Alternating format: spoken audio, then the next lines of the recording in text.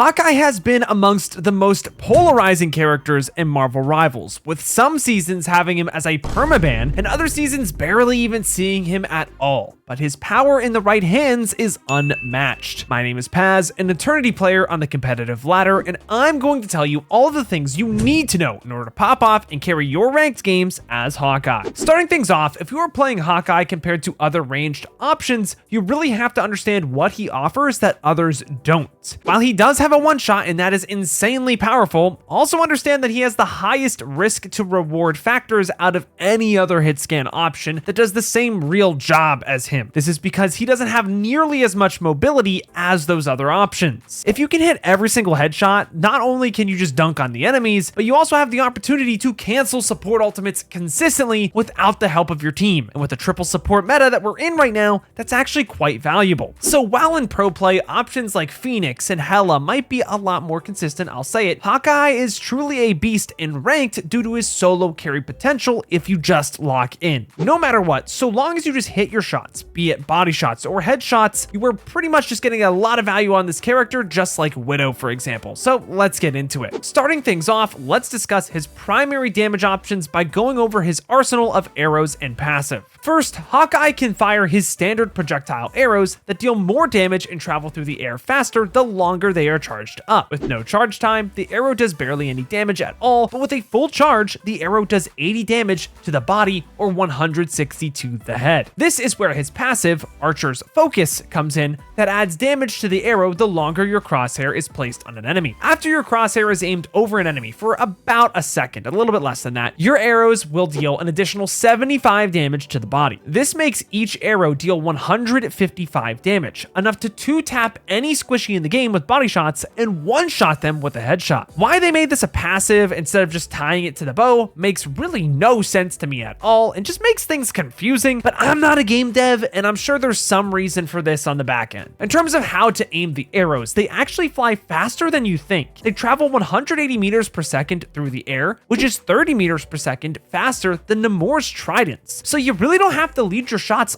that much at all. It's just a tiny little bit, and you're gonna get used to that after like 2 to 3 hours on the character, to be honest. It's really not as hard as a lot of people say. This also is just really nice since you need to be aiming at the enemies anyways to charge up your arrows, but if you try to fire it at someone out of your range, you can also charge up arrows off of, like, let's say the tanks in the front line to then go for your long shots. This is pretty situational though. It's just nice to know that you can do it if you're playing on a map like Symbiotic Surface and you have a Jeff all the way in China, all the way back at the back of point. These arrows aren't the only things that Hawkeye can fire though. He can also shoot explosive arrows that deal splash damage to enemies. After switching firing modes, Hawkeye shoots out 3 different arrows, one to the left, one to the right, and one straight down the middle that deals 16 damage directly and 34 damage in a 3-meter radius around its impact. This means each arrow deals 50 damage for a total of 150, meaning that the arrows deal 5 less damage than your normal arrows with full charge to the body. You should only really be using this if you're trying to break the environment around you to open up sightlines for better angles. You can also use the explosive arrows to break Loki clones and runes that are stacked,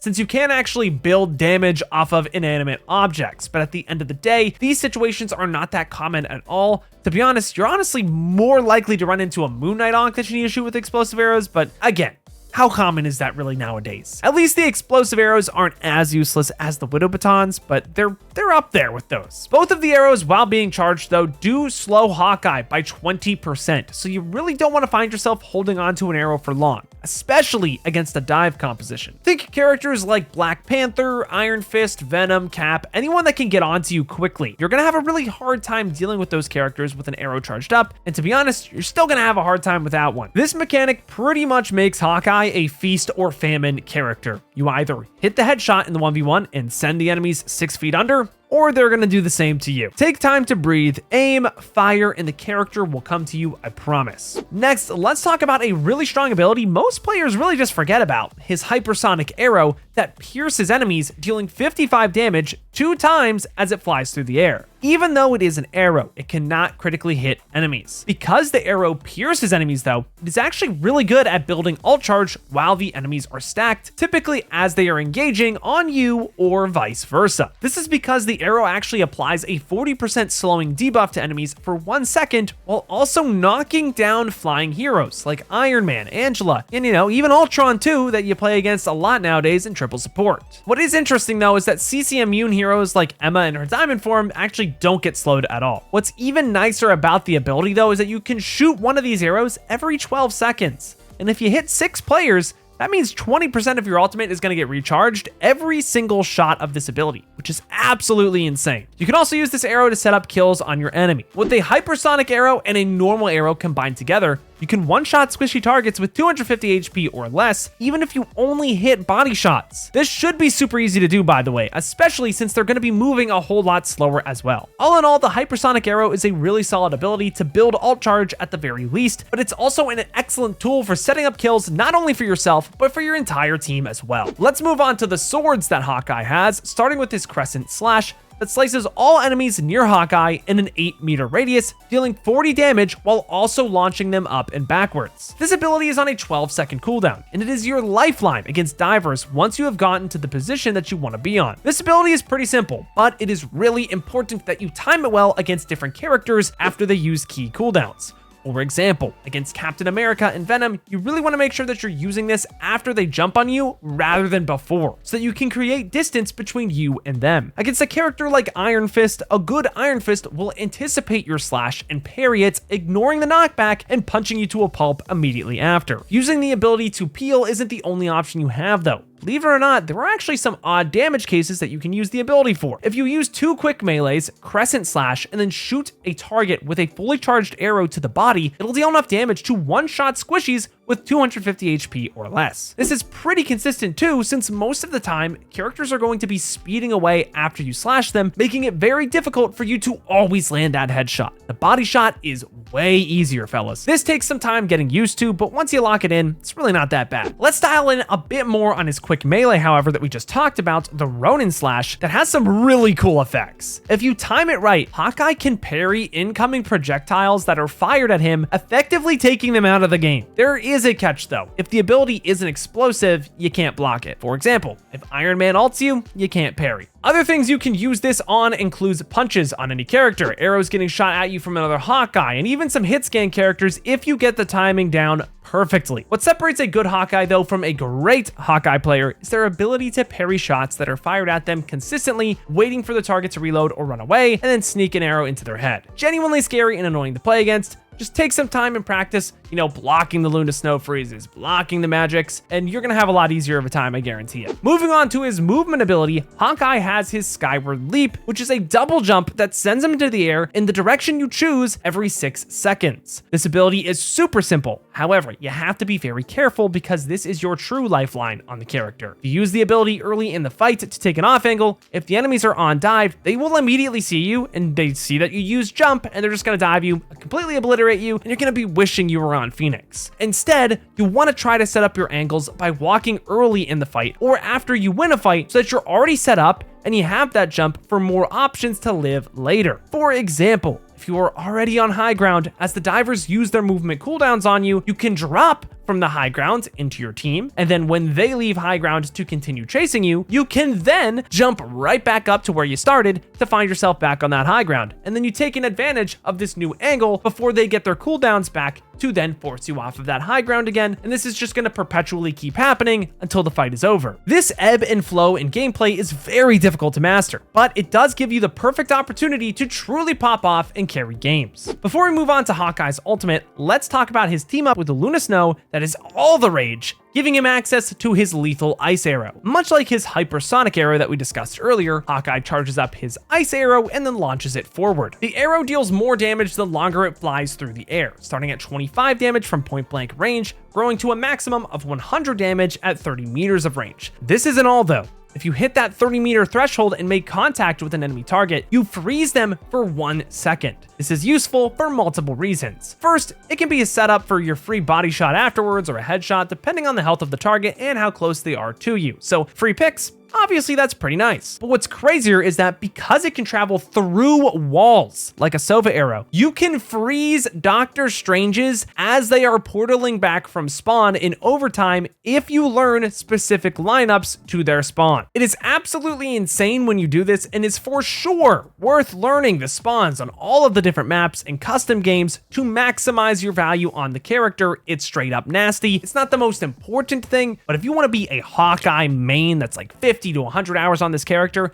trust me, you're gonna want to know this stuff. You don't even have to max range enemies with the arrow though. You can also just hit them closer than 30 meters away to apply a 60% slowing effect for 1 second, which is still very strong. The only part that kinda stinks about this ability is that the projectile speed is 100 meters per second, so it does feel a whole lot slower than the rest of your arrows, making it a lot harder to aim. It's also on a whopping 20-second cooldown, making it harder to spam as well. However, the utility to set up picks, control ultimates by freezing or slowing them down, and completely negating strange portals is insanely impactful, guys, and that is an understatement. Let's finally cover Hawkeye's ultimate though, Hunter's Sight, that turns him into an absolute monster in game. Upon pressing the ultimate, Hawkeye will announce to the entire lobby that he, in fact, never misses. But then, for the first couple hours on the character, you're gonna be missing quite a bit. Jokes aside, once in the ultimate for 10 seconds, you enjoy insanely fast charge up speeds to your arrows that do the same amount of damage as a normal charged up arrow, which means headshots will one-shot people. Not only this, but all of your enemies in your line of sight will start to create blue after images of their movement that can be shot for non-critical damage and fade away after 3 seconds. If the enemy stands still though, they can use their after images to avoid headshot damage,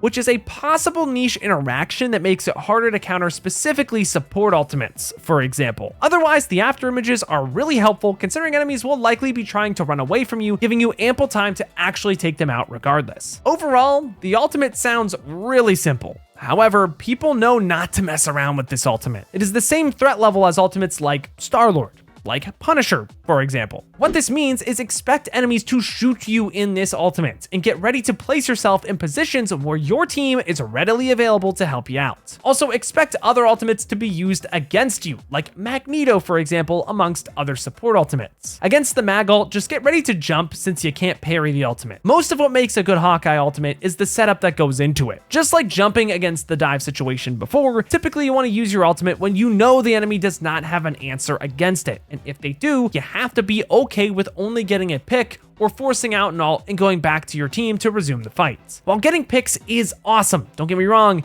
it is also way more important that you live to tell the tale. What is nice about that ultimate is that if you are on your game, it charges extremely quickly since it only costs 3,100 points. If you are cooking with the whole kit, you should be able to get it pretty fast in honestly almost every single fight. All right, now that we have discussed all of Hawkeye's abilities, let's start talking about what counters him. Starting off with the tanks, shields like Magneto and Doctor Strange are really annoying just because they stop you from constantly getting to targets that you really want to be hitting in the backline. But depending on the map, that's not always the biggest issue. Instead, dive tanks like Venom and Captain America are really annoying since they can stop you from doing what you really want to be doing and make your life a real headache of constant repositioning. As for the DPS characters, some would think that characters like Magic would be strong against you, but so long as she doesn't get close and gather bonus HP, she really isn't all that bad. It's the divers like Iron Fist that are an issue that can parry your shots and disable your abilities as they close the distance on you, which is just so annoying. Psylocke is also exceptionally good against you since she can go invisible and has a very easy way of closing the distance as well. To be fair, if you just hit all of your headshots, it doesn't really matter what DPS you were against, you will win. But we are not all AI superbots. We are just people that probably have a life outside of rivals. Well, at least I hope you guys all do. And honestly, recently, as I was recording this video, Moon Knight is actually really annoying to play against as Hawkeye as well, because you can't actually charge off of his onks. So if you ever find him in a 1v1,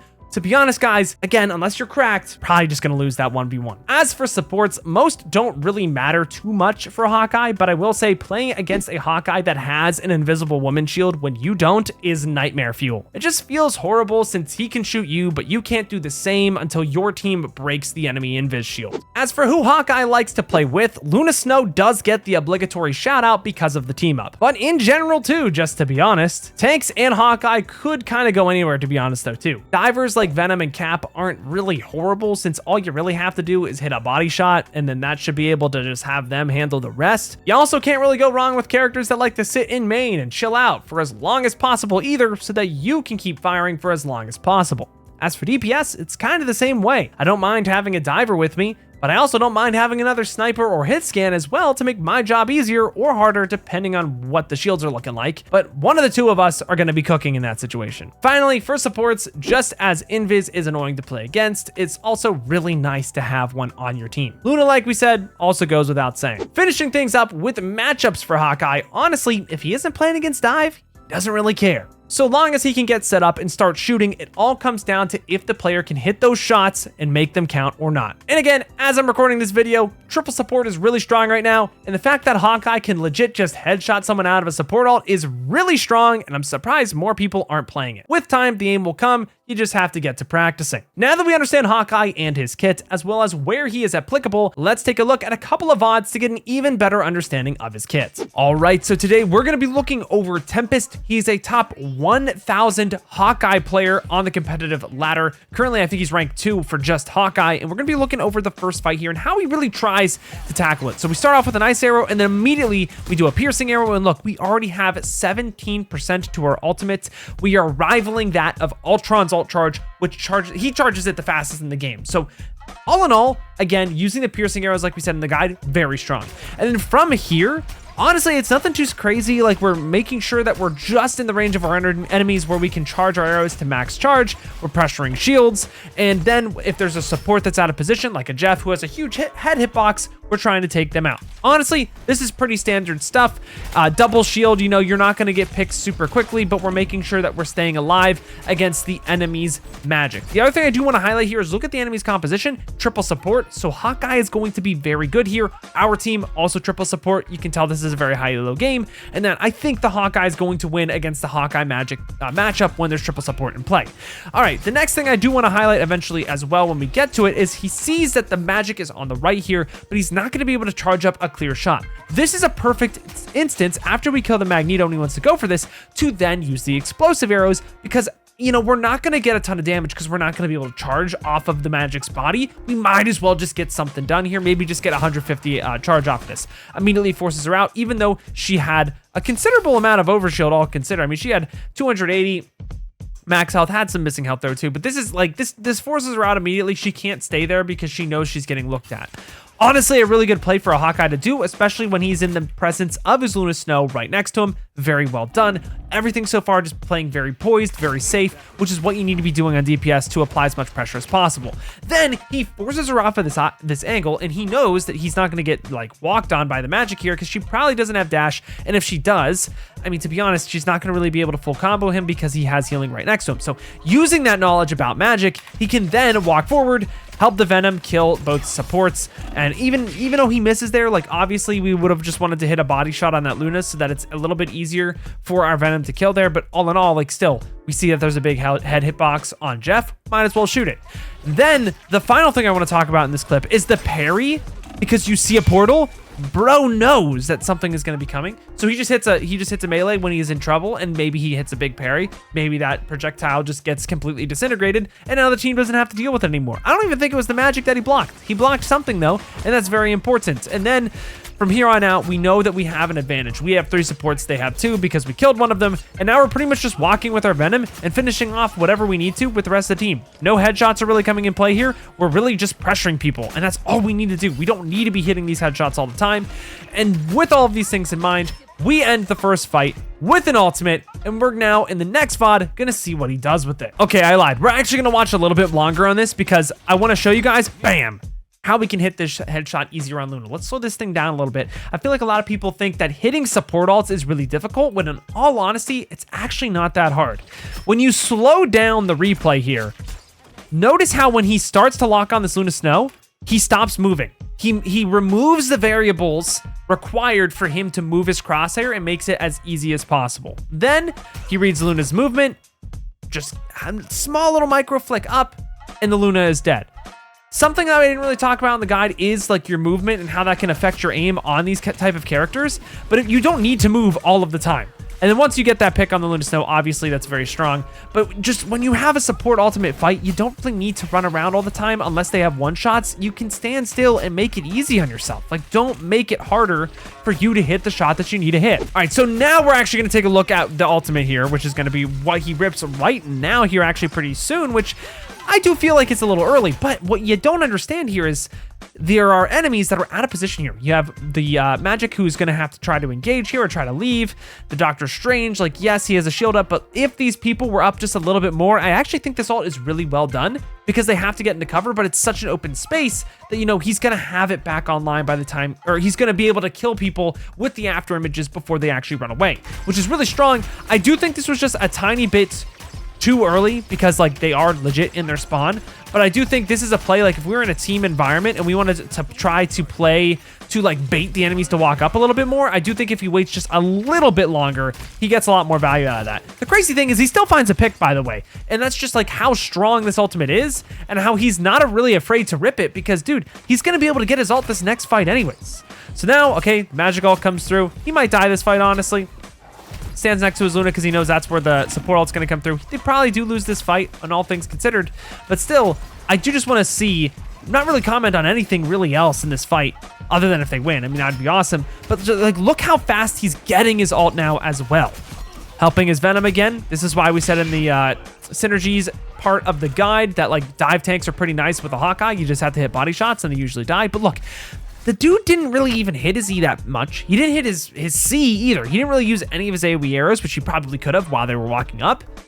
But he still has 44% to his ult. So guys, like, rip this ult when it's in open space, when they cannot run from you, and then kill the after images. I mean, it's like clockwork or paper, whatever it is. It's by the book, whatever that saying is. It's cookage, all right? It's cookage, and this is what we really need to see more on for Hawkeye. So let's look at one more Vod. Blocks that with his jump. And then we can close out the rest of this guide. All right, y'all, so for the last Vod, I do want to show you guys how he goes about taking 1v1s and using explosive arrows a little bit more because there's actually some interesting ways here. Something I didn't talk about in the guide is how you can actually charge really well around corners. So we're actually going to slow this down just a little bit. Hella's going to come up for the 1v1 here. He's definitely trying to look for an easier 1v1 by playing around cover, but as you can see, let's actually go back just a little bit more. He actually conceals his body this whole time while charging the arrow, where it's almost impossible for this Hella to shoot him because he's peeking with so little of his right side of his body. But look at this. Barely peeking right now. Peeks again. Right here, he is currently charging his arrow, and I want you guys to see it from the enemy Hella's POV. He can barely even shoot the guy. He has the bow to shoot right now, but what's happening is this Hawkeye is getting the opportunity to possibly set up a one-shot. So whenever you're in a 1v1 against a Hawkeye, if he has cover like this, honestly, I would just run away. I wouldn't even entertain the idea unless I have someone else to jump him with me. Because this Hella, I mean, she can't shoot the guy, and she's just gonna get body shot twice. She thinks she can swing this guy. Little does she know, this guy is charging an arrow the whole time and can just easily two-shot her, which I think is crazy, by the way. It's kind of insane that no one's talking about, like, the 1v1 potential on this character, that you don't even have to peek, and, like, you can just get body shots at that point. That's the other thing I wanted to talk about too. You don't need to hit a headshot in a situation like this. You have such an advantage that why not just push it with 2 body shots? You don't need to make it harder for yourself. Just hit your shot. Don't try to get the headshots all the time.